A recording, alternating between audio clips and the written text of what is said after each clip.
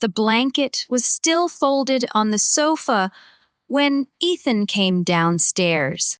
He stopped beside it and looked at his father. "Dad, did you sleep on the sofa last night?" John barely glanced up. "No, I was just cleaning up." "Then, why is the blanket still here?" "I watched television late and fell asleep." "For a while, that's all." Ethan did not believe him. But the way his father avoided his eyes made it clear that he did not want to talk. A few minutes later, Ethan found his sister in the kitchen. "Did Dad really sleep on the sofa last night?" Noah whispered, "I think." Yeah. Ethan said he just doesn't want to admit it. At breakfast, the pancakes were warm. The coffee was fresh, and nobody seemed hungry.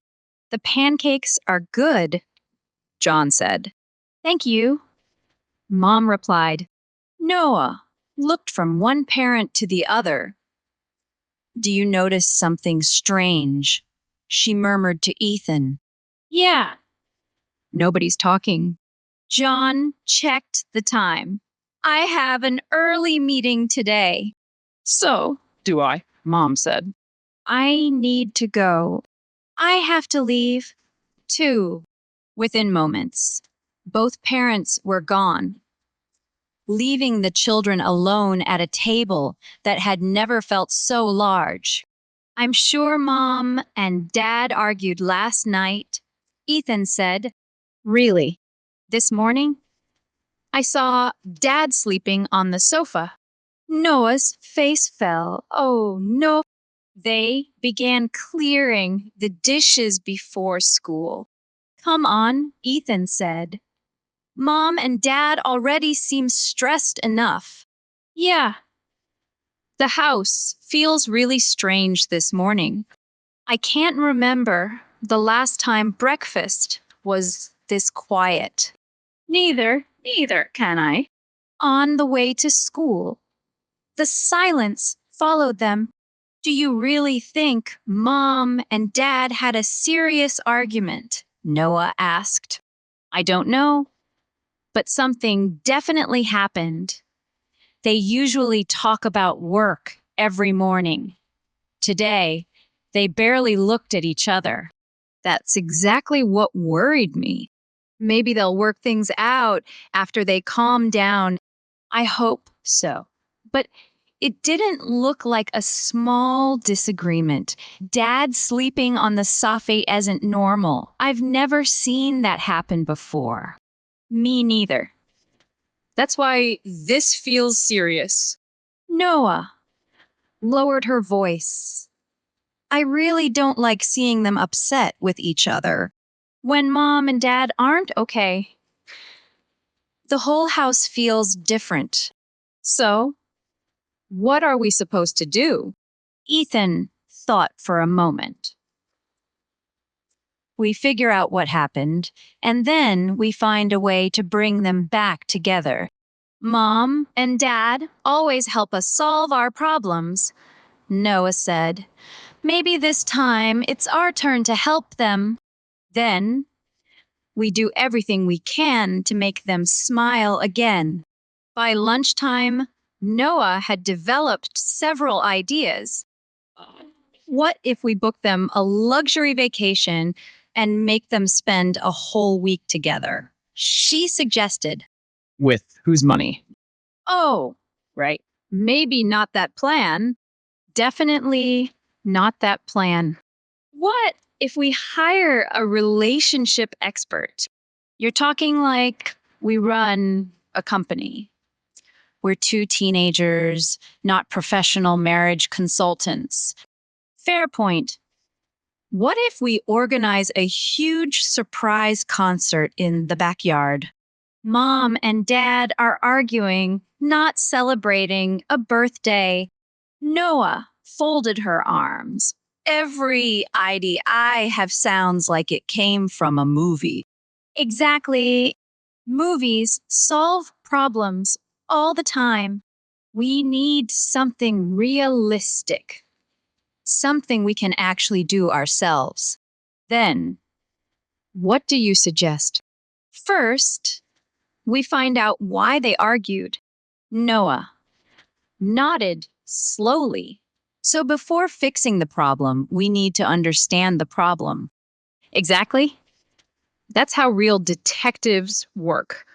Then, Tonight, we start our investigation. Ethan held out his hand. Operation Save Mom and Dad officially begins. After school? No, waited near the gate until Ethan came running toward her. Sorry, I'm late, he said.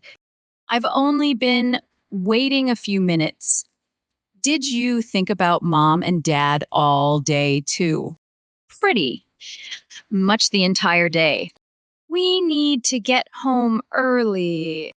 Definitely. Do you think they'll still be upset when we get there? I have a feeling they will. What's the plan? We watch, listen, and gather clues. You really are treating this like a detective case because that's exactly what it is. When they reached the house, they heard movement inside. All right, Ethan whispered. We're here. Do you hear that? Yeah, They entered carefully and found their mother already home. Mom, you're home early, Noah said. Of course. Why do you both look so surprised? We thought you'd still be at work. Ethan replied, I left early today. Go take your showers and get cleaned up. It will just be the three of us for dinner. Yes, Mom, they said together. as they walked upstairs, Ethan leaned closer to Noah. Something is definitely going on, he whispered. And we're going to find out what it is. At dinner, Noah tried to sound casual. Mom, has work been okay lately? Why do you ask? You've seemed tired. Work has been busy. Are you feeling stressed? A little. But I'll be okay. It's just a busy project. Don't overthink it. Ethan leaned forward. Is that project the reason Dad slept on the sofa last night? Mom's fork stopped. Your dad fell asleep watching television. That's all. But when we asked earlier, you both seemed like you were avoiding us. There's nothing to avoid. I'm tired. Did you and Dad argue last night? Ethan asked. Ethan, stop imagining things and finish your dinner. Noah leaned forward. If you're going to be away for work, can you just tell us honestly? Mom looked at her sharply. We'll talk when there's something official. For now, just eat. I still have emails to handle. You two finish dinner and clean up afterward. She left the table before either child could answer. Noah waited until the office door closed. Mom is definitely hiding something. And when adults start hiding things, it usually means it's serious. We continue the mission tonight. Operation Save Mom and Dad isn't over. This time, Noah said we find out the truth. Late that evening, the children heard the front door open. John had come home. They moved quietly into the hallway and listened from the stairs. You're late, Mom said. I had work. Work again? That's your answer for everything lately. It's not everything. I'm trying to keep this family stable. And what about me? Do you think I'm not trying to do the same? Your version of stability means leaving for 3 months. You already know about the contract. Of course. I know. I just didn't want to believe you would choose it so easily. Noah covered her mouth. 3 months. So it was real. I'm not choosing it easily, Mom said. It's my career. It's my responsibility. And your responsibility to this family. I'm still their mother. I'm not abandoning anyone. But you won't be here. Ethan looked at Noah. This was worse than they had imagined. You think I don't care? Mom demanded. You think I don't understand what I'm giving up? I think you're running away into work. And I think you're afraid of change. Noah whispered. We should stop them. Not yet. Ethan said we need to understand. Downstairs, John's voice softened. I slept on the sofa because I didn't want to keep arguing. So you gave up talking to me. I didn't give up. I just didn't know how to reach you anymore. I'm tired, John. I can't keep choosing between my work and this constant tension. I never asked you to choose me. I just wanted you to be here. The argument ended without a solution. One door closed, then another. Noah stared at Ethan. This isn't just an argument, this is breaking apart. We have to fix it before it's too late. Back in Ethan's room, they put the clues together. So now we know why they're fighting, Noah said. Mom's job offer, 3 months away. It's not just an argument. It's a decision that's breaking the house apart. Ethan sat at his desk. Okay, we stop guessing. We understand the problem now. So we fix it properly. No more random attempts. No more random attempts. So, what's the plan? Operation Save Parents. Plan sounds serious. It has to be. This isn't a game anymore. What exactly is Plan A? We don't force them to talk. We make them want to talk again. How? We recreate something that reminds them why they chose each other in the first place.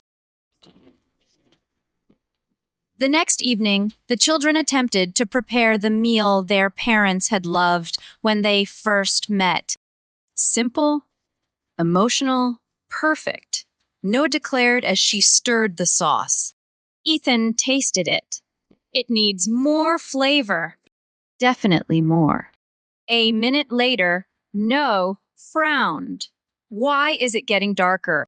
A thin line of smoke curled from the pot. Oh, no.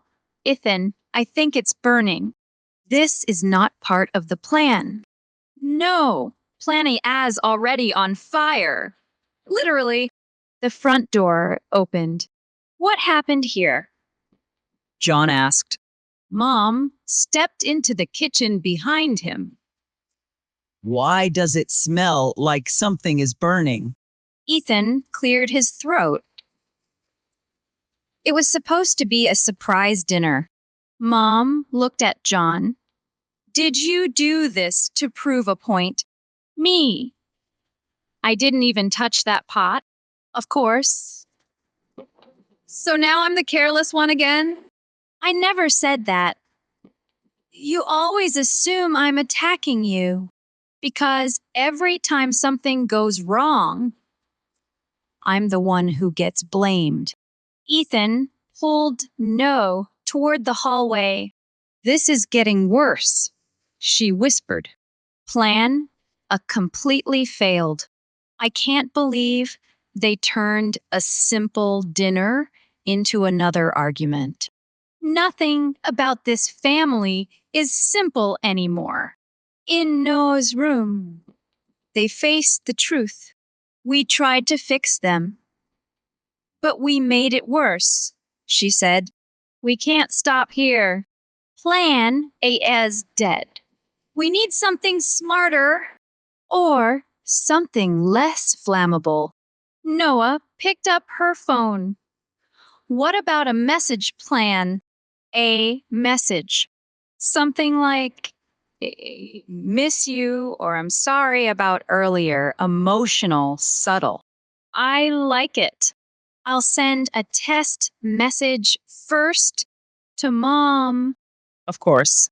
At that exact moment, Mom was on a video call with her colleagues. Good evening, everyone, she said. I'm ready to proceed with the update. Excellent, a colleague replied. I think the quarterly report shows significant growth in the eastern sector. Yes, that aligns with our projections. A notification appeared on the shared meeting screen. I miss you. Mom froze. One colleague cleared his throat. Perhaps we should finalize the deliverables. Another notification appeared. I'm sorry about earlier. What is that? Mom said. Who sent this? The room went silent. This is not my message. My phone may have been hacked, or someone is interfering with the meeting. Upstairs?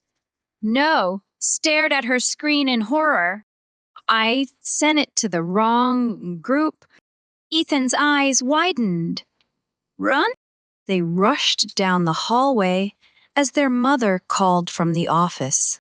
Who has been using my phone? After narrowly escaping discovery, they hid behind Ethan's door, breathless. It was one mistake, Noah said. one international level mistake. This is worse than plan. Maybe. We aren't fixing them the right way. Or maybe we aren't supposed to fix it alone. Noah looked down at the phone in her hand. Then we need help from the truth itself before everything breaks completely. Ethan nodded. Plan C. The truth. We tell Mom and Dad everything we know.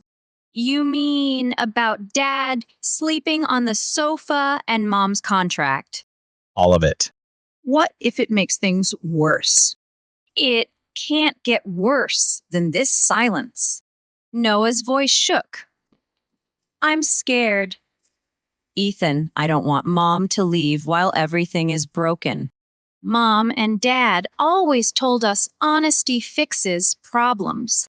Then we use their own rule. We tell them we're scared. We tell them we miss how things used to be. Noah called both parents downstairs.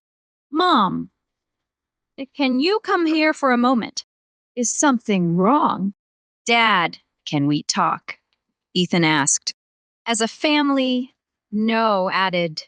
Now, John asked. We need to tell you something. Everything we saw, we know about Dad sleeping on the sofa and Mom's work contract. The parents exchanged a glance. Shouldn't you two be getting ready for bed? Mom asked, everything is fine. No, it isn't, Ethan said. You've been hiding things, but Operation Save Parents already has enough evidence. John blinked. Operation what? The first proof is Dad sleeping on the sofa. Noah said, you thought we didn't notice, but Ethan saw you folding the blanket that morning. And breakfast has so quiet that it feels scary. Ethan continued, you don't even look at each other anymore. When you anymore. when you two aren't okay. The whole house feels different. John's expression changed. I'm sorry. I thought you wouldn't notice. You also thought we didn't know about The 3-month contract, Noah said. Mom exhaled slowly. You heard that. We heard everything. Mom, are you really going away for 3 months without telling us? Noah asked. How is our family supposed to stay okay without you here? I'm really scared. Mom's eyes filled with regret. You always told us to solve problems by talking, Ethan said. Now it's our turn to help you do the same. Dad said he doesn't know how to reach you anymore. And Mom feels exhausted choosing between work and family. Please don't stay silent anymore. We just want to see you smile again, Noah said. Together, We're a family, Ethan added. we don't want to lose it. For a long moment, neither parent spoke. Then Mom sat beside Noah. I'm sorry, she said. I was so focused on the pressure at work that I forgot you two were feeling all of this too. I thought I could handle everything alone. I was wrong. John sat across from Ethan. I was wrong too. I chose silence because I wanted to avoid conflict. But that silence slowly broke us apart. I didn't realize I was making both of you feel unsafe in your own home. Mom looked at him. And I didn't realize you felt as if I was carrying everything away from this family. We don't need perfect parents, Noah said. We just need you to face this together. We'll try. John said. Together. Mom agreed. Ethan reached behind the sofa and produced several sheets of paper. Mom, You have your contract, he said. But we made one of our own. Noah placed the pages on the table. We call it the new family contract, and we need both of you to sign it. A contract? Mom asked. From you two. Ethan, read the first clause. Clause. No silence. No more breakfasts where nobody talks except to say good morning. If there is a problem, we talk about it, even when it hurts. This house felt strange because of silence, and we don't want that anymore. Noah, read the second. Clause 2. Share. The pressure if work is too heavy, tell us. We can help.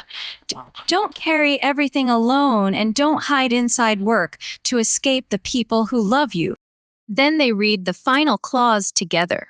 Clause 3. No secrets and no sofa sleeping. When you stop talking, this house starts falling apart. We don't want a perfect family. We just want a real one. John looked at the pages, then at his children. You two really wrote all this yourselves. They nodded. Because we don't want to lose this family. Noah said, you always help us fix our problems. Now it's our turn to remind you how. So Ethan asked, will you sign it? Mom picked up a pen. I will. And I'm sorry I ever let work feel more important than this family. John signed beneath her name. I will too. I won't run away into silence anymore. Noah let out the breath she had been holding. I feel better now. Me too, John said. Thank you for not giving up on us. We're a family, Ethan replied. And families don't give up on each other. Noah said, so does this mean we fixed everything? Ethan asked. John looked at Mom. No, she said gently. It means we just started. Later, that night, after the children had gone upstairs, John and his wife remained in the living room. The same sofa blanket lay folded between them. I'm sorry, John said. I was wrong to sleep here Instead of talking to you, I thought silence would stop the fighting. but it only made this family feel as if it were breaking apart. I'm sorry too, she said. I focused so much on my contract and my career that I didn't see how much it was hurting you and the children. I said, I wasn't leaving anyone behind, but I was putting my family behind everything else. I was being selfish in my own way. I was scared of change. I wanted everything to stay the same because I didn't know how to reach you anymore. You weren't trying to be selfish. John, you were trying to protect the stability of our family. Then, what do we do now? I don't want Ethan to feel responsible for holding us together, and I don't want Noah crying because of us. I don't want to carry everything alone anymore. Either I was so focused on being hurt that I stopped listening to you.